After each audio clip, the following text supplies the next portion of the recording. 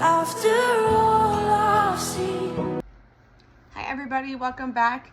I hope you guys checked out my mom's devotional this morning, and also check out my sister's prayer later tonight, because she is going to do what I did yesterday, a late prayer, because we just have busy lives, many kids, So I'll get started. I'm going to read chapter 13, and this is not my normal Bible. It's a smaller print Bible, so I'm going to do my best with the names and seeing.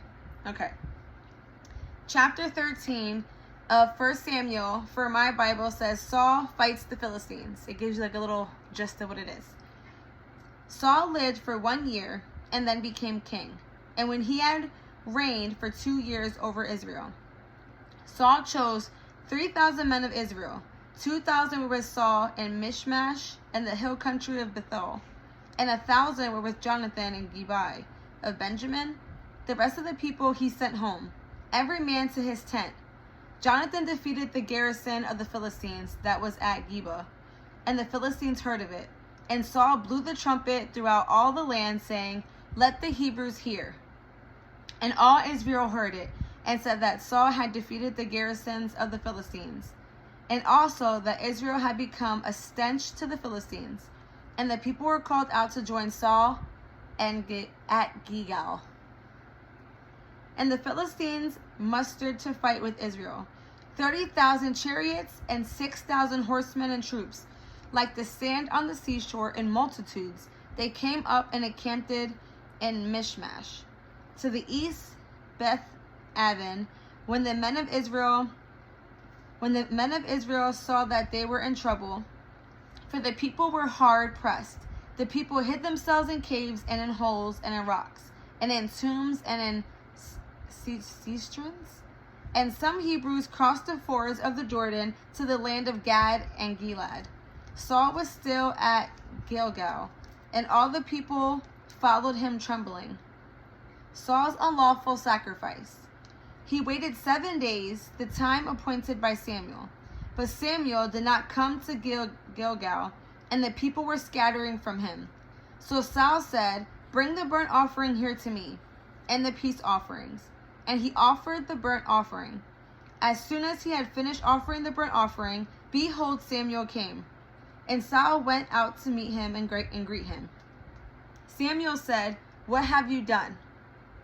And Saul said, "When I saw that the people were scattering from me, and that you did not come within the days appointed, and that the Philistines had mustered at Michmash, I said, now the Philistines will come down against me at Gilgal.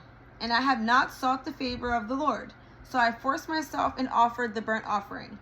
And Samuel said to Saul, "You have done foolishly. You have not kept the command of the Lord, your God, with which he commanded you. For then the Lord would have established your kingdom over Israel forever.